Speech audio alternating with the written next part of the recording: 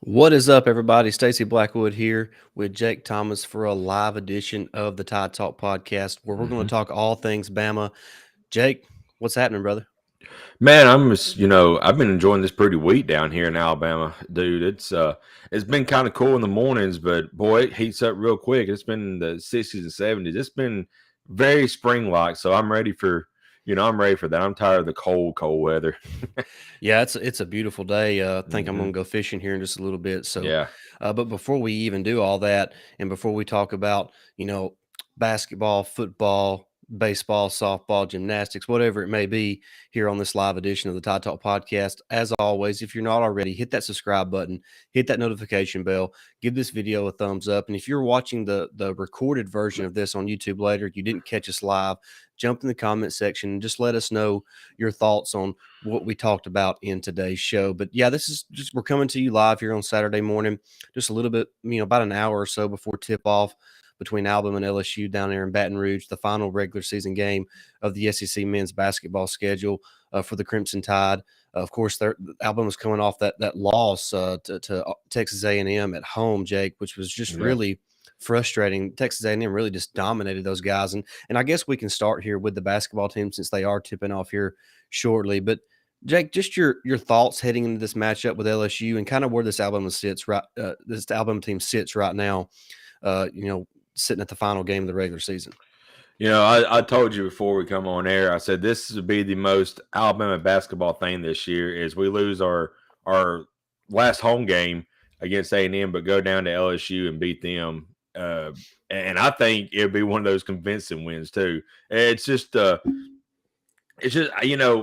we had this saying when Anthony not Anthony Grant but Avery Johnson was there, the tale of two halves. This is the tale of two seasons. I mean, Alabama has beaten, I think I saw the other day, 6 of the top 10 teams in the nation, but have lost to some of the worst teams in the SEC as well. So it's a strange, thing with this Bama team this year. But I still stand by this team has a talent to make a deep run if they get it together. Right. But the thing about it is they've got to learn how to play defense. They do. And They're you not consistent on defense at no, all. they're not. I And think A&M shot nearly 60% overall in that game yeah. the other night. They were, you know, over 40% from three. Just the lack of defense, the carelessness on offense with the ball. I Hmm. mean, they get around 20 turnovers, every other game, and that is That's so awful. frustrating. You kill Hmm. yourself. I mean, Alabama Yeah. shot the ball pretty well against Texas A&M, but they had 19 turnovers. So, Yeah. I mean, you're not going to win many games having 19 turnovers. No, and I recall in the Arkansas game that we won, we had like 24, 25 turnovers. 24 turnovers. I was actually shocked we won that game. Yeah. I mean, but I've also said to a couple guys this week at work talking about this team. I may even told you about it, but you know, going to an alumni at Alabama who's dominating in the NBA right now. Talking about Herb Jones. Yeah. Herb Jones has locked down some of the. I mean, he locked down LeBron James the other night. I mean, I just wish somebody on this team had just that much of defensive mentality, and like he did. When he was Alabama, the defense might be a little bit better. I mean, Well, we're it's missing Herb right now. the team defense is bad. Hmm. We're missing Herb Jones. With his length and athleticism, he's Yeah. proven to be one of the best defenders in the world. So when Hmm. you lose literally one of the better defenders in the world from your team, your defense is going to take a step back. Of course, they also lost Keon Ellis, Jake, who was a lottery Yep. pick, a guy that's 6'5" with incredible length and athleticism. So they don't have that. Namari Burnett is another long and athletic Yeah. guard who's out for this season. So the perimeter defense took a big hit. They lost John Petty as well. So Hmm. it's just a lot that they had to replace, athletically and physically, defensively for Alabama. And this year's team just doesn't have it. Shackelford's only about 6'3", doesn't have great Yeah. length or athleticism. Javon Quinlan's not a big guy. So they don't have the type of guard play, or length there on the perimeter to be a great defensive team. And, sometimes the effort is not there. I think the effort is there more than it's not. Right. It's just that they don't have great defenders on this team, and a lot of that has to do with the size. JD Davidson is 6'3", but he's not 6'5". There's a big difference, Jake, Yeah. when you're trying to defend. So, Yeah. and he's still a freshman. Charles Bediako is just a freshman. So, and we Mhm. have to remember those top things. And people are like, this team should be better, and I think they probably should be a little bit better. They shouldn't have the losses to Georgia. Georgia and Missouri. The Yeah. loss to Texas A&M is really not that good of a loss either. But Texas A&M has, they've kind of been up and down in SEC play this season. They've won 19 or 20 games this year, Yeah. so they're not a terrible team. But that's a game they should have won, Jake, and they just did not defend A&M really well. They allowed one guy to, pretty much shoot 100% in the contest. So it's just frustrating to watch this team defensively, and the turnovers are so annoying as well. When Alabama takes care of the ball and they defend, have a B game defending, they're Mhm. really tough to beat. So They are. if they head down to Baton Rouge, they have a B game on the defensive side of the ball, and if they show up and take care of the basketball, they're probably going to beat LSU. So it's going to be a tough matchup. LSU's a really talented team as well. Mhm. So I'm looking forward to that game tipping off. Absolutely, and like you said, it's here within the hour now, so Mhm. it's pretty close. So, but yeah, like I said, and I still maintain, if everything comes together, this team, they to me are an Elite 8 team. If everything works out, still, Yeah, you know, they've proven that they can compete with the big boys. So right? it's Mhm. not that they can't do it; it's just Mhm. consistently doing it. So, Exactly. and we'll see more about this team once the SEC tournament gets here. Hmm. Once March Madness gets here, they're in the tournament, so we don't have to worry about that, which is something that is new. I mean, it's going to be 2 years in a row where we're solidly in the tournament Yeah. and have a chance to make some noise. So, Alabama basketball fans, maybe we should relax just a little bit. But before we Yeah. move on to our next subject, if you're watching live, jump in the chat. The chat's open. Would love to hear from you guys there, The chat. and also hit the subscribe button. Share this video on Facebook, Twitter, wherever you may be on social media. So, Jake, let's talk while we're on the hardwood. Let's talk about Christy Curry and the women's basketball team. They were able to win 2 games there in the SEC tournament before being put out in the quarterfinals last night to Tennessee. Uh, Pretty good ending to the season there for Christy Curry, except she got ejected last night against Yeah. Tennessee. So, but they finished the season strong. But I'll be honest with you, I think it was a little bit of a down season for Alabama after making the tournament last year, Hmm. winning a game. I thought this team, I know they lost Jasmine Walker to the NBA or to the WNBA, excuse me. Hmm. So that's tough to replace. But I thought they returned enough pieces to be a little bit better than what they were this season. They beat Tennessee earlier in the regular season. Yeah. They beat Georgia in the SEC tournament. So they've beaten some good teams. I just feel like they probably should have taken that next step this season. So what's your thoughts on the women's basketball team, real quick? Yeah, it's almost like a two-step forward, one-step back type deal.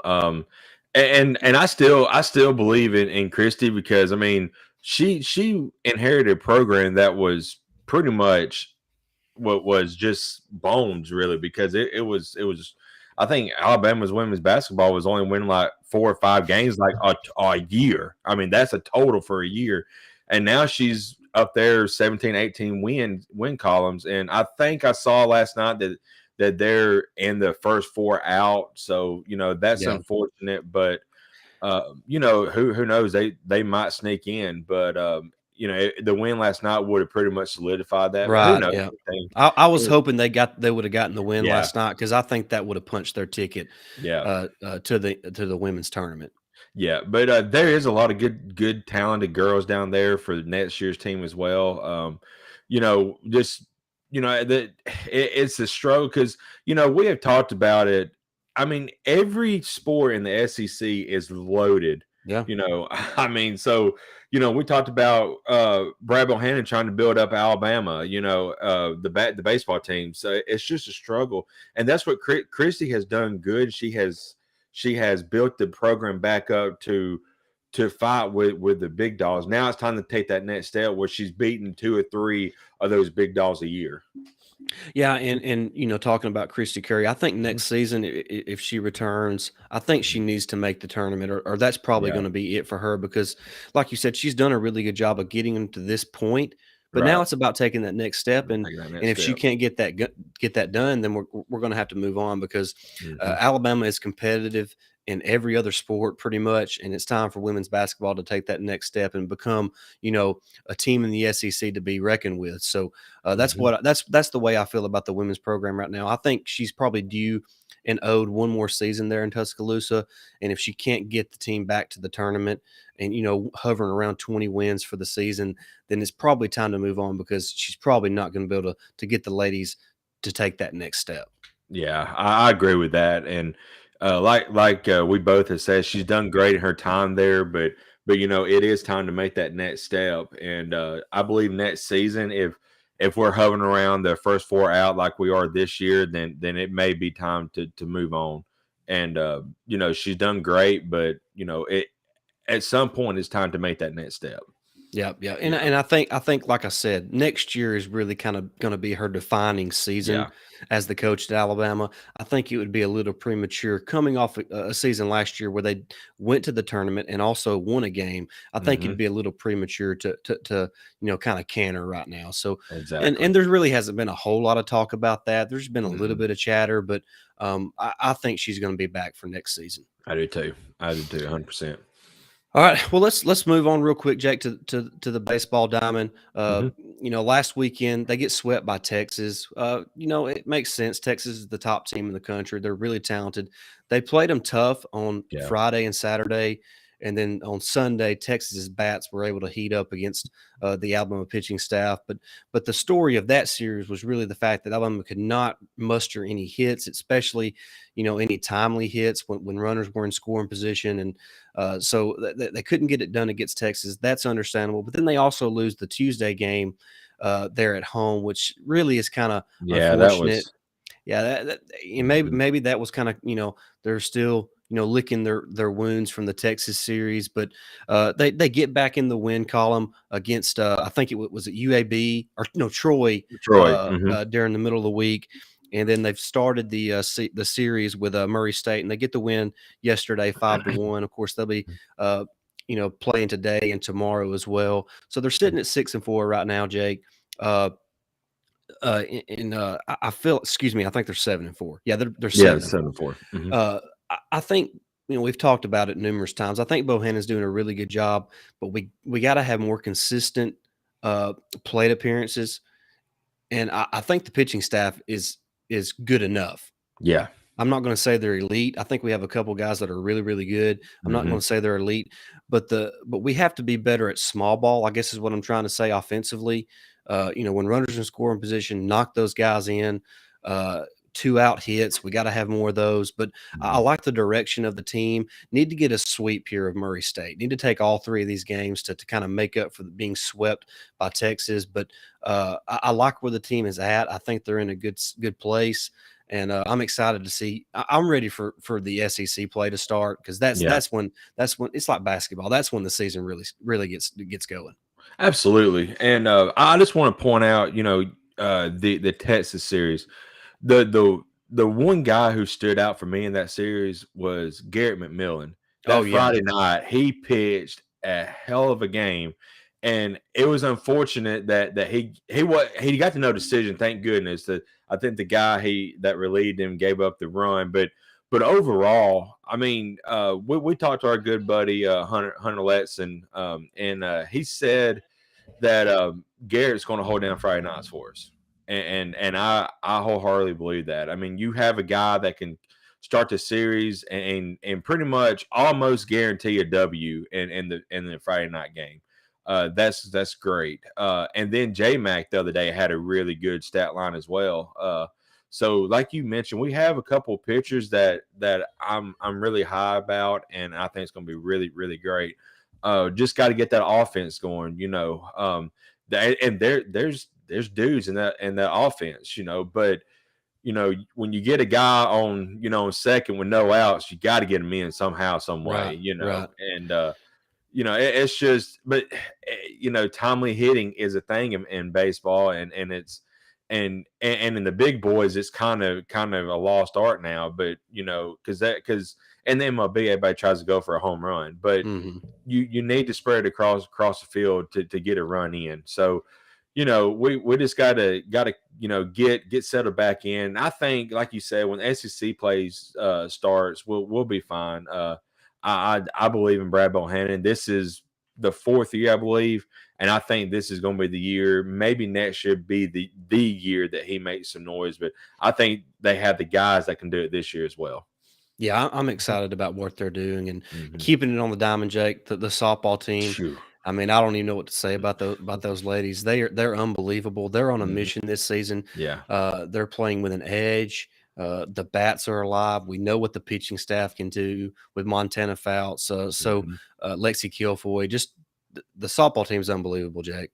Yeah, I mean, what can you say more about them than what hasn't already been said this year? And I mean, not only is the pitching been great, the hitting. I mean, they have scored some runs on some girls, and I'm glad to see Allie Shipman. She's found, she's come in this lineup and just made herself at home because she's done a lot so far at her time with Alabama. So.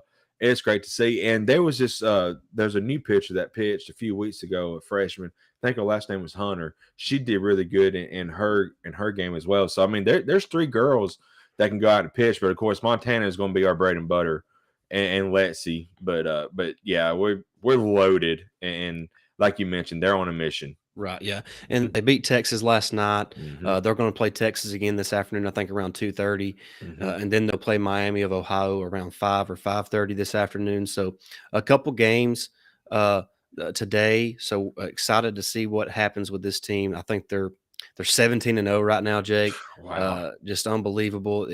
They've really only had a couple of games that were even tied. Last night was Yeah. one of them. Yeah. Then they were able to get a home run in the bottom of the sixth to give them the lead, and of course they closed it out from there. So they're a really good team, a lot to look forward to there, and they have a great chance of winning it all this year. So I'm Oh yeah. excited about the softball team. Absolutely, man. I'm, we've been supporting them girls for a while, and will continue. And Montana, she's just outstanding. I don't think there's a better pitcher in women's college world, softball right now than her. Right. You Right. know, And moving on, Jake, before we wrap things up, football practice starts for the spring. yeah, Friday. So super excited about that, Jake. There's going to be Mhm. so much to talk about the early enrollees, the transfers.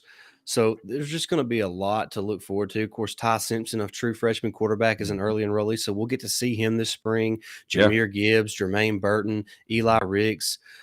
So there's so much to look forward to, Jake, with the spring football practice. And I hate that they're going to practice one day, then be off for 10 days because of I spring know. break. But Yeah. they do that every year. They get it. They get us right there on the edge of excitement. Then all of a sudden they're off for a few days. But I'm excited about spring practice getting started, and Mhm. there's a lot to look forward to there. Well, I guess what are a couple things that you're most excited about seeing this spring?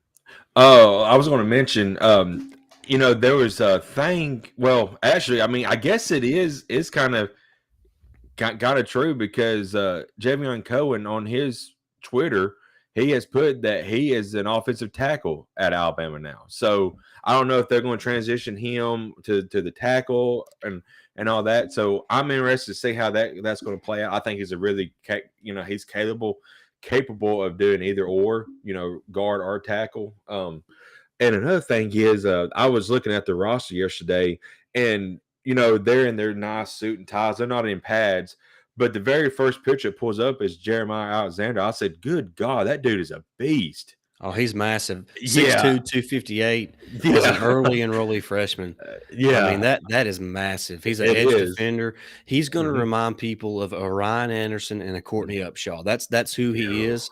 And man. you think maybe year after next, Mhm. when Dallas Turner is a true junior and you have Jeremiah Alexander on the other side, what a lethal duo. Yeah, kind of like what Turner and Will Anderson is going to be this year. But and another thing is, I have been seeing is that Jaheim Otis has come in and has leaned up a good bit. So, Yep. Yep. there's a lot of worries about his weight, and they say he's come in and he's put in the work and has leaned up. So, he may make an immediate impact. I'm not sure because we got a lot of depth at the defensive line, but he's a stud as well. I think he's like 370 build right Yeah. now. 6'5", 370 right Yeah. now. So if he's already got the mindset that he wants to do what is right and come in and lean up like the coaching staff is asking. So that's a couple of things I'm anxious to see about come spring practice. Right. And I want to look at the running backs real quick because Mhm. Jahmyr Gibbs is here. And I think when you bring a guy like him in as a transfer, you're expecting him to make an immediate impact. So I look at him really as our running back one. Who Right. knows if we'll even see Jace McClellan or Rodell Williams this spring because of their injuries from the Right. past season.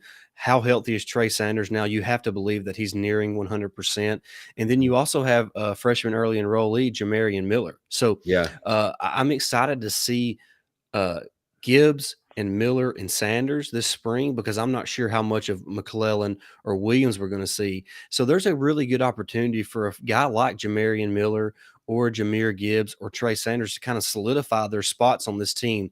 I do believe that there's a future for Jace McClellan and Rodell Williams here in Yeah. Tuscaloosa too. So it's going to be interesting to see how the running back rotation looks. And obviously, like I said, we're probably not going to know a whole lot because of Rodell Williams and Jace McClellan's injuries. Right. But I'm excited to see Jahmyr Gibbs in this Alabama offense with Bryce Young because he is an electrifying player, not only in the running game, but in the passing game. And that's something the Alabama team missed last year once Jace McClellan went down, was just that lethal weapon out of the backfield. Absolutely. Getting Gibbs was huge. Getting Jermaine Burton in was huge, and there was talk, and I understand. Corey and Steven both brought up on SEC After Dark the other night. Jermaine Burton is not going to be the type of talent. Jameson Williams was. I understand that he's not going to have the speed, but still, we need a proven wide receiver, and he was one of the best ones out there on the Well, transfer market. So and let's and go I'm get him. I'm I'm going to say this, and they're Georgia guys, so Well, Steven's an Ole Miss guy, so well, they're Corey's not Alabama yeah, guys, right. and they also were saying last year Alabama was act like they're going to lose 3 games in the regular season. Right. So it's Yeah. just it's Alabama fatigue is what it is. But Jake, Mhm. who had Jamison Williams being the best receiver in the country last year before the season started? We did. Well, but Yeah. what I'm saying Yeah. is nobody did. Nobody thought he Nobody. was going to Yeah. have that impact. So to say that he's not going to be that guy is Yeah. is not. It's That's premature. yeah, that's premature. We hadn't even Mhm. seen him in the offense, and Right. so first of all, Jermaine Burton was a highly recruited kid, and I know Stetson Bennett just won a national championship, but he's not Bryce Young. No. So No. comparing trying to look at what he did at Georgia and Mhm. translating that to Alabama is not fair for Jermaine Burton because he's Right. playing with an elite quarterback now. He is playing with an NFL starting quarterback now, and he Yeah. hasn't done that yet. So Yeah. I think it's premature. Jermaine Burton is a lot faster than what people think. I want to Mhm. say in high school, his junior season, he ran a 4.43 laser time, which is an official Wow. time. Yeah. That's plenty fast, and that's been a couple years ago. He's probably around a 4.39 right now. Exactly. So Yeah. he's faster than what people think. So Yeah. I think it's premature, like you said, to say, Mhm. well, he's not going to be what Jamison Williams was for this Alabama team. I'm not saying he's Right. going to be, but I think it's No. premature to say he's not going to be. Right. Exactly. And you mentioned it. He's And set. by the way, Mhm. Mhm. we're not even talking about Georgia being national champions if Jamison Williams doesn't go down and John Mechie doesn't go down. Yeah. We already beat them with both of them on the field in the SEC championship game. And it wasn't even close. It wasn't even close. Yeah. But like you said, Burton is coming in and he's playing with, like you said, Bryce Young is probably going to be the number 1 overall pick next year in next year's draft. Stetson Bennett's probably not going to get drafted and has no NFL future. That's just the cold hard truth about it. Yeah, no, nothing against Stetson Bennett. He's a fine No. player. He's a fine Yeah. player. But he's not the talent level, and he's not the caliber quarterback as Bryce Young. And And Georgia doesn't run the same type of offense that Alabama runs, where you exactly, open things up. So yeah. it's just premature, and Hmm. like I said, they could be right. He could not have a great impact like Jamison Williams, but it's premature to say that he's not going to have that impact, because nobody was saying that about Jamison Williams either. Right, exactly. So, speaking of the wide receivers, that is something you had brought up. We had a little episode about the other day. Who's going to be that number two guy to step up? And there's a lot of candidates. Like the video that you put up the other day. Ajay Hall's one of the guys that has a real shot at it. Of course, Jacoby Brooks still has it. Could be that guy as well. Trayshawn Holden, but I mean, the wide receiver depth is deep. Yeah, So, yeah, it's time for one of these guys to step up, and that's something to look out for spring. Who's going to be number two behind Jermaine Burton? So, yeah. I think when we get to spring, mhm, and when we get to finally see the team on A-Day, it's going to be the offensive line and the wide receiver positions mhm, that are most dissected, because you're losing Evan Neal, potential yeah, number one pick. You're losing who are we losing?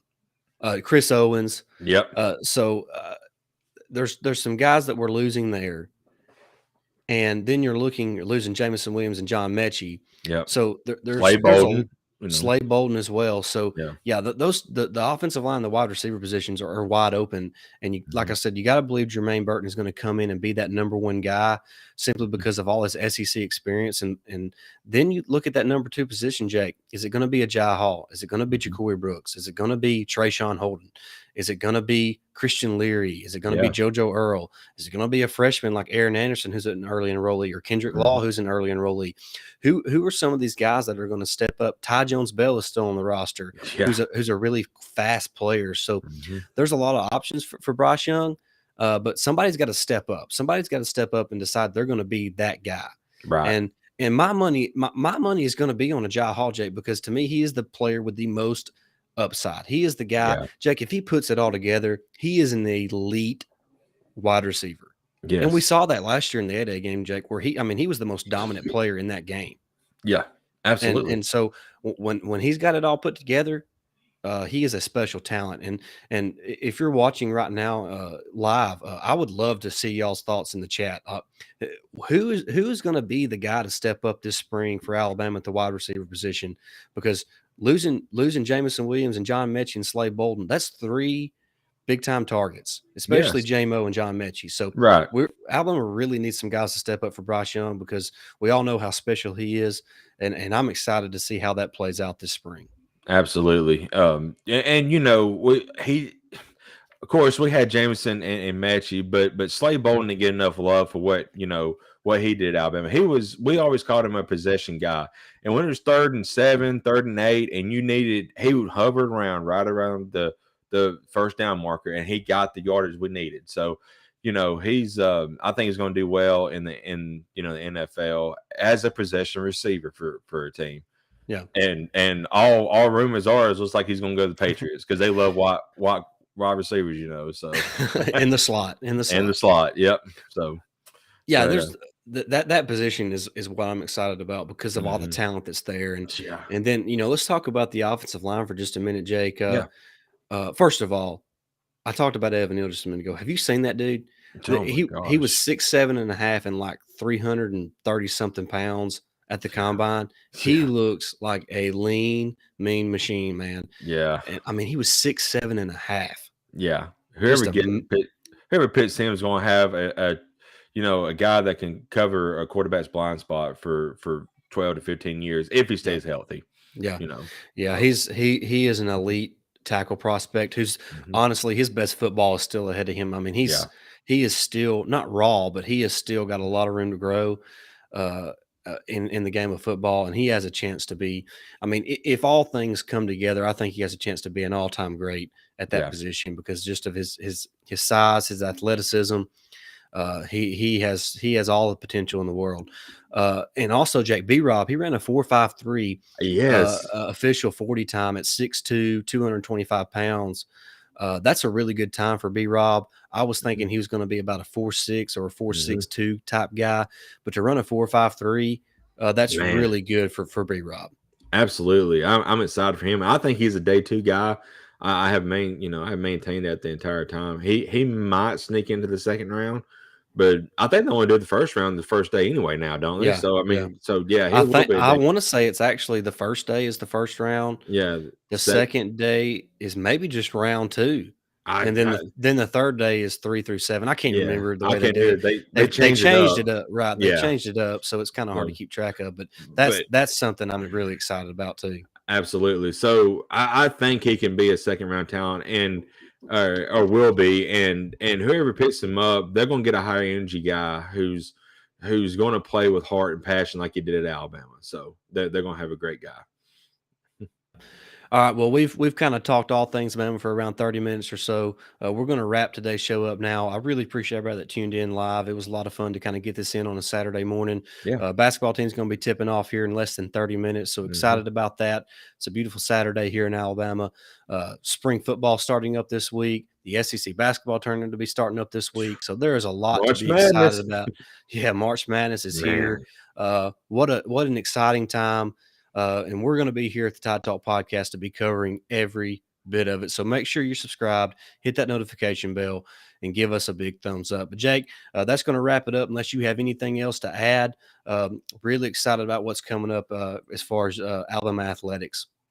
Absolutely. It's a good, we always say it's great to be an Alabama fan because I mean we're pretty much dominant in every sport, but it's football is the bread and butter here, and just to getting the taste of football Oh coming man, back, we're excited. So, no doubt. let's go for it, boys. That's right. All right. Well, we're going to wrap things up, guys. Really appreciate everybody tuning in. For Stacey Blackwood and Jake Thomas, this has been the Tide Talk podcast. Roll Tide.